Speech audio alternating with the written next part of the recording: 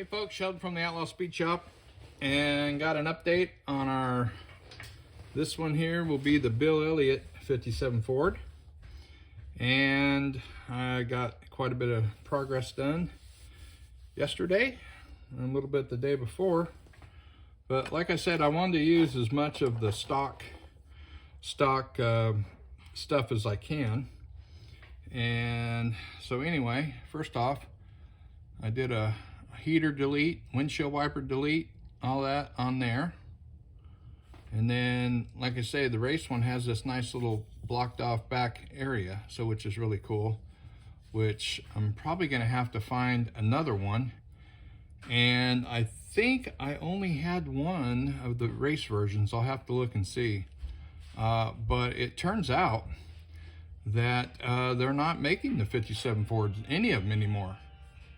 And so I don't know, I'll have to keep looking. I didn't see hardly any on eBay, and the guy that I usually buy them through didn't have any on his website, so have to check that out. But anyway, I had to had to cut some little spots in here for the clearance on the truck arms. And amazingly enough, well, let me back up before I get too far. So anyway, I went ahead and used the front steer clip off of a GM, because I wanted the front steer. I might use the rear steer on the other one. It's just a tad lower. From measuring, it looks like it's maybe a 16th or so.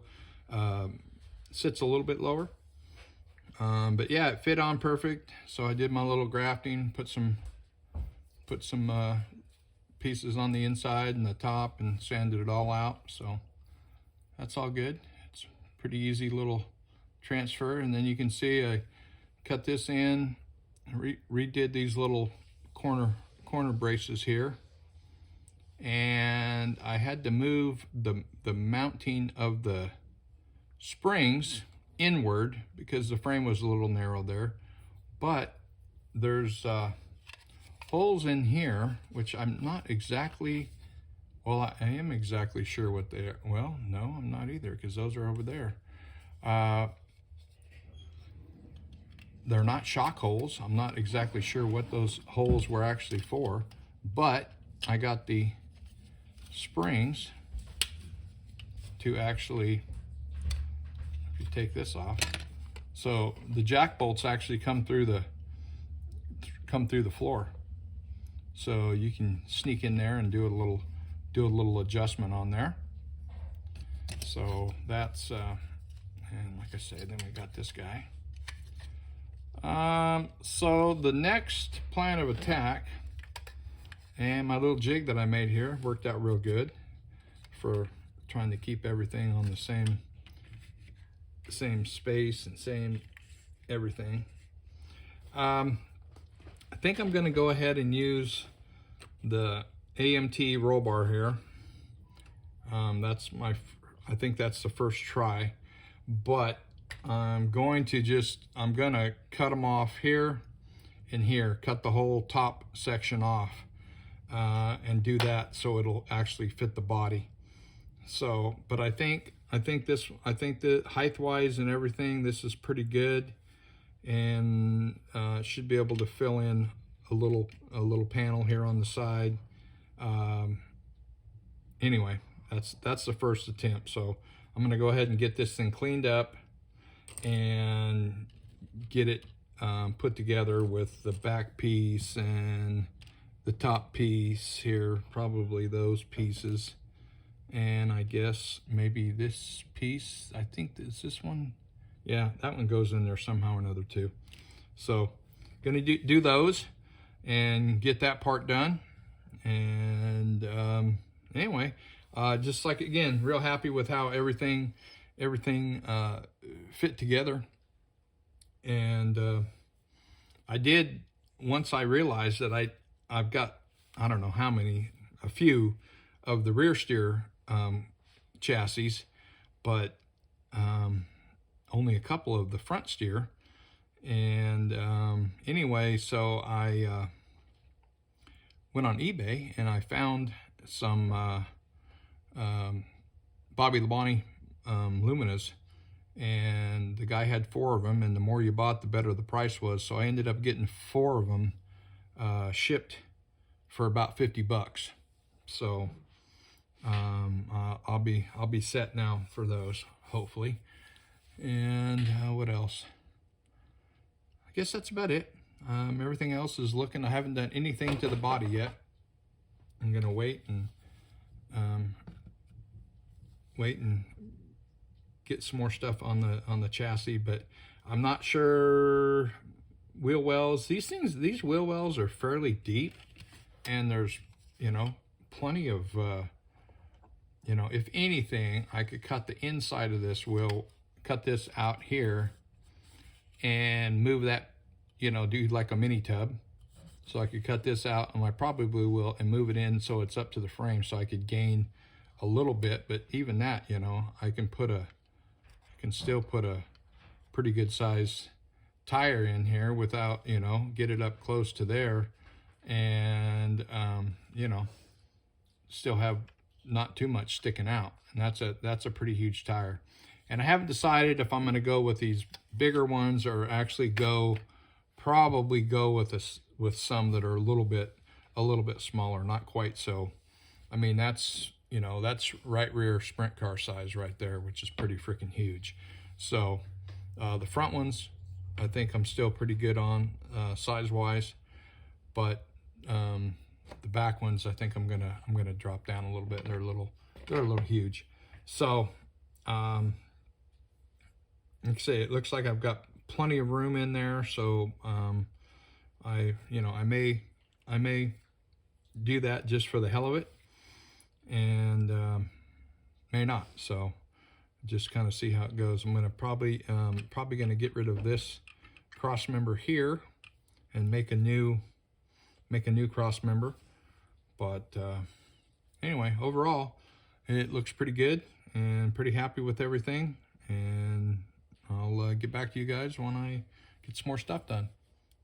So hit the like button, subscribe, comment. Thanks for all the comments I've got so far, and we'll catch y'all later.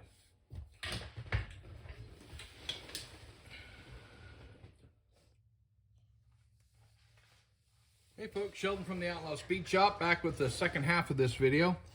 And as you can see in the picture, we have made quite a bit of progress today. So like I said, I took the AMT T-Bird roll cage, and I used the side, the back, and then I made the rest myself. So there we go. Got the stock panel in the back. So still got the bars and everything on the front to do, but anyhow, got that part done, and got the fuel cell mounted in the back with the top of the fuel cell here. But anyway, that's really about it.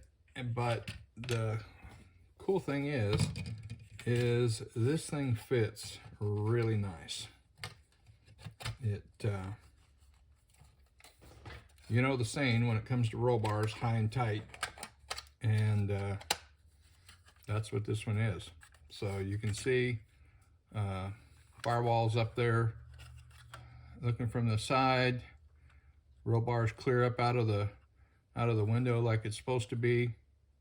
I probably could have done a little more curvy or something with the sidebars, but I don't think it's a big deal. Or these front bars. And then, like I say, we got the other ones coming down the back. And with the dashboard in there, there's plenty of room for the windshield. And like I say, just figure out whatever we're gonna do next on the front half. So when we put this in there, we got to get the little springs to go in the holes like they're supposed to go, and get this on here like it's supposed to go, which for whatever reason it's not wanting to. There it is. Where are you at? What are you missing? What are you missing here?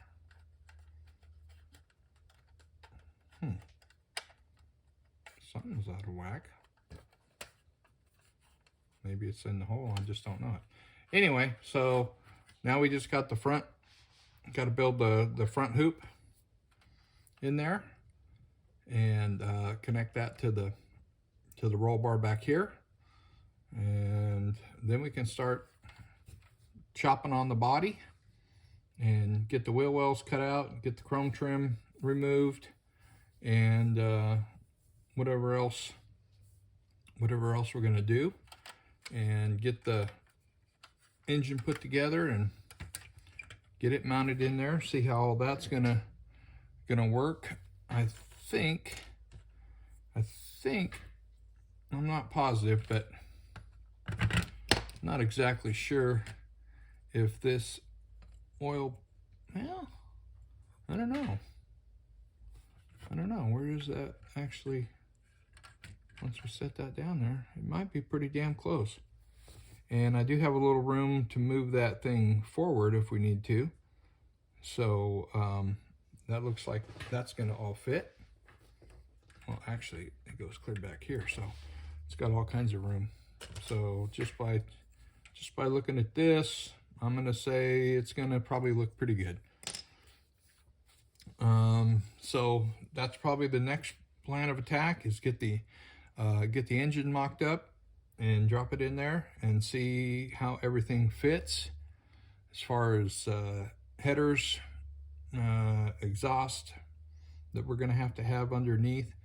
I'd like to put a set of 180-degree headers on it, but that's just the ones I have are for a small block Chevy, not for a Ford. And I might be able to alter them a little bit. I don't know. I haven't even really looked at it, to tell you the truth.